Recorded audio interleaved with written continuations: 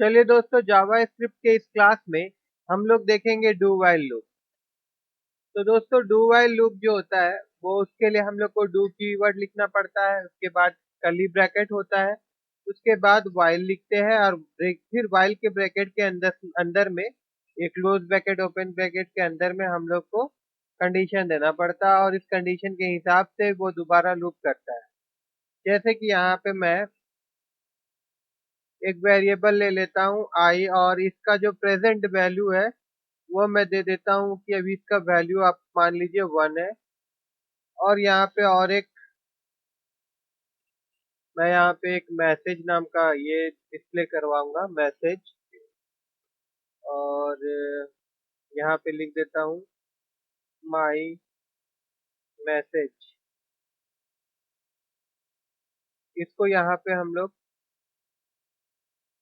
Document document dot right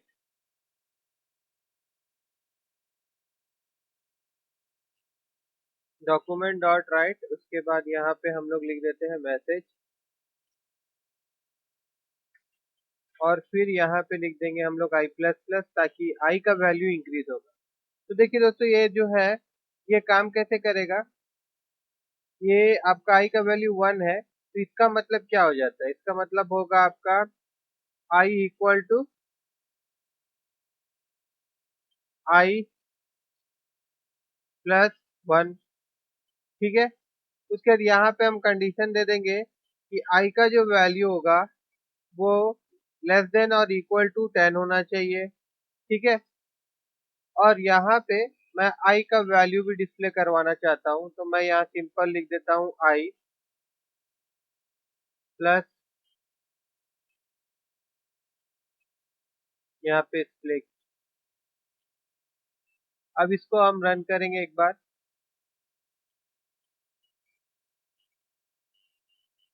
तो देखिए दोस्तों, यहाँ पे ये हमारा मैसेज 1 2 3 4 करते हुए 10 तक जाएगा।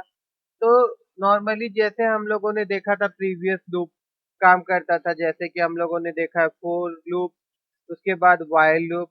तो डू लूप भी उसी तरह से ही काम करेगा, बट दोस्तों इसमें एक चीज का फर्क होता है, जैसे मैं आपको बता दूंगा अभी। देखिए फर्क क्या होता है कि अगर व्हाइल लूप में क्या होता है कि या फोर लूप में क्या होता है कि अगर कंडीशन हम लोगों का सही नहीं होगा तो वो लूप नहीं करेगा। ठीक है, बस इसमें क्या है दोस्तों, देखिए मान लीजिए यहाँ पे कंडीशन दिया है कि आई का वैल्यू इक्वल टू 10 होना चाहिए। ठीक है, मगर यहाँ पे जैसे इसको हम लोग रिफ्रेश करेंगे अभी, इसको काट देते हैं हम। नहीं, ठीक है, इसको काट देते हैं। देखिए आई का वैल्यू यहाँ पे क्या बोला जा रहा है कि इक्वल टू 10 होना चाहिए। ठीक है ना, और हम अभी जाते हैं यहाँ पे क्रोमो में, इसको फिर से खोलते हैं।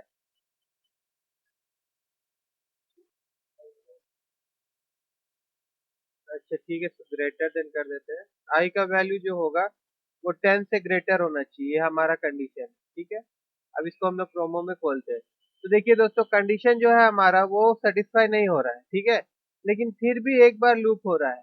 तो डू वाइल लूप में यही फर्क हो जाता है कि डू दैट मीन्स वो पहले तो हमारा कोड को रन करवाएगा, उसके बाद वो कंडीशन चेक करेगा। बट इससे पहले जो हम लोग वाइल लूप वगैरह में देखे थे, यही चीज अगर हम लोग वाइल लूप में देखेंगे तो वाइल लूप में क्या होता था कि सबसे पहले यहाँ पे हम लोग का कंडीशन रहता था और वो पहले कंडीशन को चेक करता था। पहले इसमें क्या हो जाएगा कि यहाँ पे कंडीशन को वो चेक करेगा और उसके बाद में फिर हमारा लूप चलाएगा। ठीक है ना, बट डू वाइल लूप में वैसा नहीं होता। डू वाइल लूप में क्या होता है कि पहले तो एक बार वो कोड रन करेगा, उसके बाद में फिर वो हमारा कंडीशन जो रहेगा यहाँ पे उसको चेक करेगा। ठीक है, ठीक है दोस्तों, मैं आशा करता हूँ कि आप लोगों को डू वाइल लूप समझ में आया होगा। अगर नहीं आया होगा तो दोस्तों आप कमेंट के जरिए मुझसे पूछ सकते हैं।